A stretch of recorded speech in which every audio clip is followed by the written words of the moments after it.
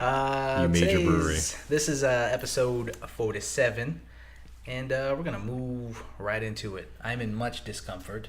Why? Because I started Insanity a week ago. Okay. And I don't know how to work out. I think my body is resisting being any even slight healthy. This isn't pizza. Yeah, there's like a kind of a wall you got to break through when you start working out. Oh, yeah. Well, like I told you guys before, I started it a long time ago, lost a ton of weight, and then rewarded myself with booze and burgers. And that just became my life for another year and a half. It became one long reward.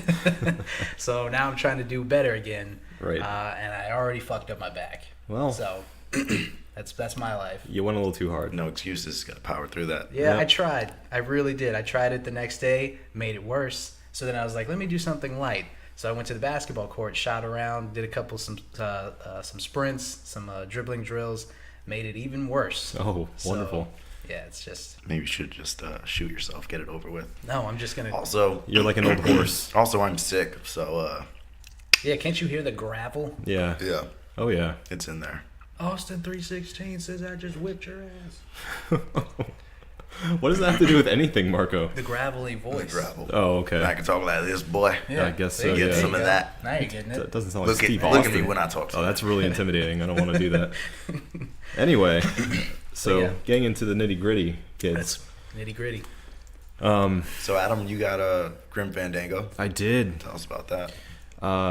It's definitely a game I would have played in the past for like maybe a half hour and then quit because I can't figure out what the hell to do. It's a classic adventure game. I mean, you'd still do that today. Well, I actually had to look up the walkthrough. Boo. I know. Boo this man. Boo. Thank There you. it is. Audience participation. Yeah, but it's one of those adventure games of like the classic kind where if you don't know what to do, you're left going like I have no clue where to even begin to solve this puzzle because Right. it's like you put a balloon together with this piece of an elephant and then therefore the puzzle is solved and you're like, how would I ever... I mean, that's not an actual example. I'm not spoiling anything for anybody. But yeah, it's like there's a way to solve everything, and once you figure it out, you're like, oh, well, that was obvious.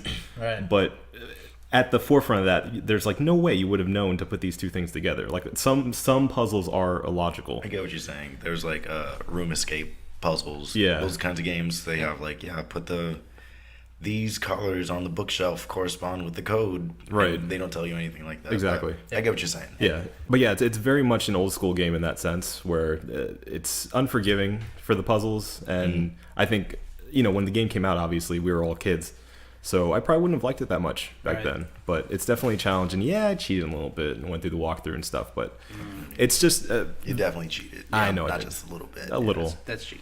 I didn't do it for every puzzle, but I'm still in the early part of that game. But the thing I was going to say was it doesn't even really matter because you play the game for the story and for the characters because it's really, really, really rich.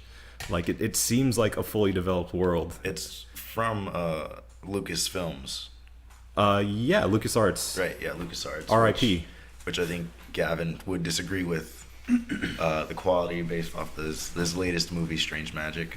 Oh, we're not going to talk about that. No, I'd actually like to hear about that. Yeah, maybe we can get him in for a second. It was the worst movie I've ever seen. Why was it so bad? It was nothing but an hour and a half, 2 hours of someone drawing characters and playing songs from the last couple decades. And the story's okay, but it was weird. Like Yeah, the girl trailer falls in trailer love looks like with, trash. Yeah. like, this grotesque looking villain. Like, it's just fucking weird. Okay. Thanks, Gavin. Thank you. But anyway, Right. So One question: How are they Yes. how are they remaking a game from LucasArts if that studio folded? actually, it's funny you say that. There was a really well-written article made specifically answering how this game was created. Because obviously, LucasArts is dead. Double Fine is the one that created... Tim Schafer's like the big guy behind Double Fine. Okay. That studio nowadays still makes really good games. Really good sort of indie-ish games that get critically acclaimed, but unfortunately a lot of times kind of fall flat as far as people buying them. What was the latest one? Was it Broken Age? What, Double Fine? Yeah. The latest Tim Schafer adventure game. Yeah, I think so. Part 1. I don't know. Don't quote me on that. Well, anyway, I'm pretty sure that's the name of it, but he was the mastermind behind that game and one of his biggest first games. So it's them, and they teamed up with PlayStation in particular to sort of get it made.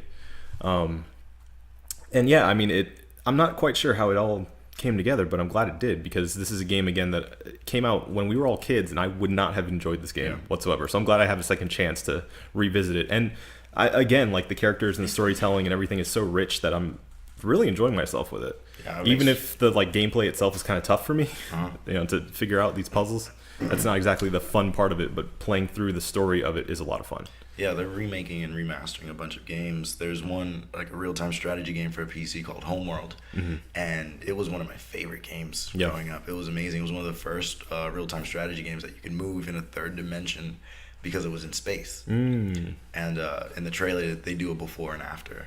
So they show like the old textures, and then they switch over to the new textures really quickly, and it's amazing how much better looking it looks.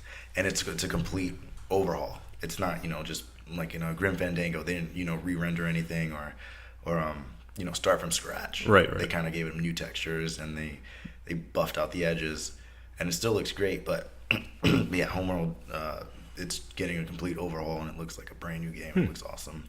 But with all these remasters and reissuing of games, do you guys have any games in mind that you would like to see, maybe from the Nintendo 64, and maybe from the PlayStation 1 or PlayStation 2, Dreamcast? Ooh, now we're getting interesting.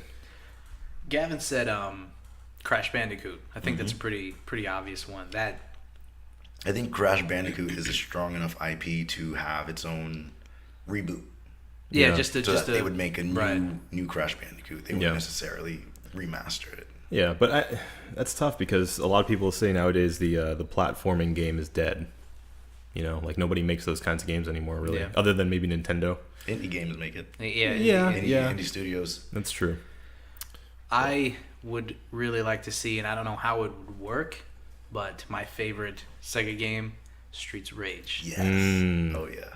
Somehow. I mean, they did make that one HD version or something not too long ago. It's like Neon. That was Double Dragons. Oh, that was Double Dragon, wasn't it? Okay. True that. Which was also a pretty decent game. Wasn't no Streets of Rage, but no, it was pretty good. Absolutely not. I mean, Streets of Rage, though, you can't. That's a staple. Yeah. So yeah, I think that would be pretty good. Because not an HD remake, but a full new game. But it's one of those games where it's a side scroller beat 'em up. So how do you do that in 2015? I mean, you can't without ruining it or making a completely new game. Exactly. You have to make it new. So that's what I'm thinking. You gotta take the concept, make it really corny, because that's what the first game was. It was just like the government takes over, and the only people who can fight back is this one Street Fighter reject, a kid on rollerblades, an old dude who's like a robot. There's no old dude. Yeah, there was part 3. Yeah.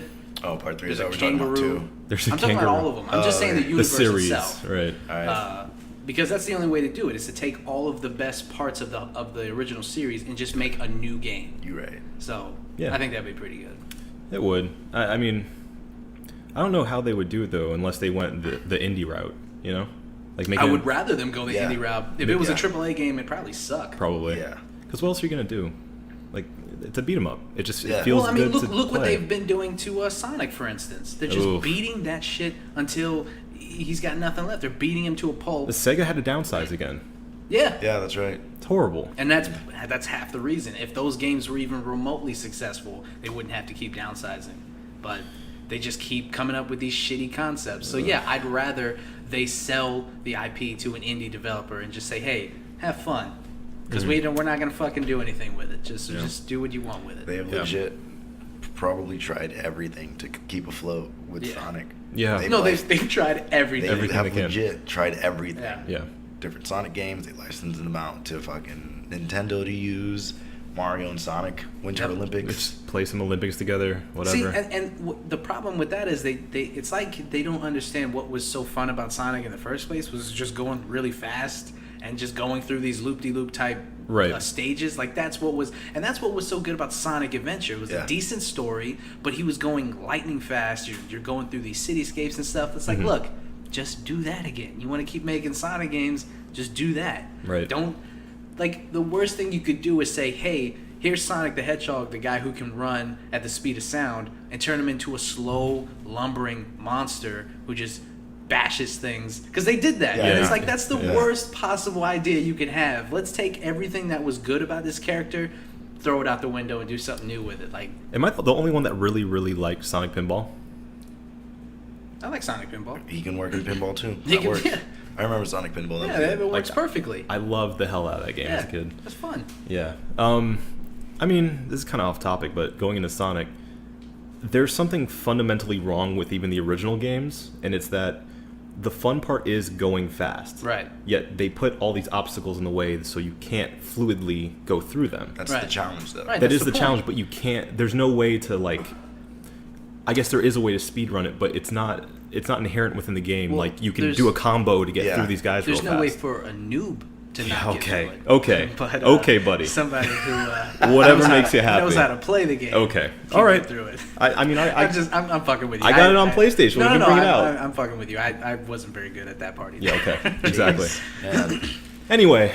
No, but I think that they solved that problem in Sonic Adventure because those games were so smooth. Yeah. Like that was what one of the reasons that made those games so good is Maybe how smooth they were through. Remaster Sonic Adventures. Yeah, because I could deal with that. I have that on PC, and it does not hold up. No, sir. It's clunky.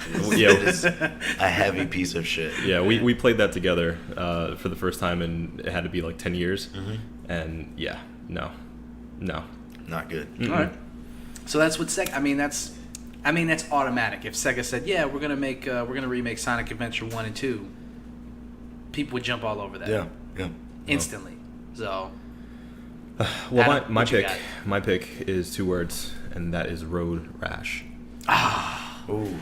Are you kidding me? What a good choice. I need that back in my life. Yeah. What a good choice. I mean, just think about being able to play that online with your friends. Think about like an HD remake, or not a remake, but just a new game in the series with the graphics of like a GTA or even like a Gran Turismo. But just road rash. Yeah, right. just beating the shit out of each other.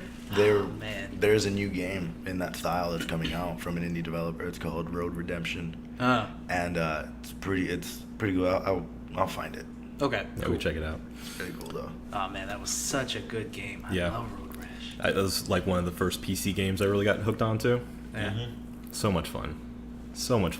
Yeah, I mean, think about everything they can add to that formula though, like customization and just having a player stats that you can go against your friends online with. They could turn it into an RPG, basically. Yeah, sure. You make your own biker gang. Yeah. Oh my God, are you kidding me? I think we're making this game for some developer out there. Someone needs to listen to this and fucking take notes. And then give us money. Please. Yeah, that'd be pretty awesome. Yeah. That's a solid choice. So, Road Rash for me. My choice is going to be Power Stone 2. Oh, man. Everybody's just... You guys know your stuff, man. Yeah. This is why we're friends. Yeah, Power Stone 2 was the Smash Bros. Before Smash Bros. Yeah. And that was a really awesome game. Yeah. I haven't played it since I first played it. Yeah. And I wonder how well that holds up. Probably really well. I really hope so. Yeah. I don't remember that game being, choppy or anything like that. I want to find it. Yeah. I mean, just being able to, like, having a fighting game where, like, you have a whole, like, arena to kind of explore while you're fighting, gathering the stones to transform and stuff, like, that was kind of ahead of its time, and they haven't really done that with a lot of fighting games since. Yeah, nobody's repeated that formula. No. Or gotten even close to it. Yeah, the closest, again, is, like, Smash Bros. That I can think of. There was a Budokai game where if you separate it too far, it would go split screen, and you could kind of fly around. Yeah, I remember that. Yeah, but that's 2 players. Yeah. And like you said, the camera splits. You can fly around, but it's not like you have an arena. Right. And you have all 4 players at the same time fighting. Right. Yeah. No. Less of a good party game. You're not touching that. You're not touching that. Yeah. That's solid. That's solid. 2 Sega picks. Gavin, you got one? Besides Crash. Besides Crash. Besides Crash. Took my Crash. Well, I gave you credit though. No. Okay. All right. Moving right No, along. no, This is why you don't get a mic.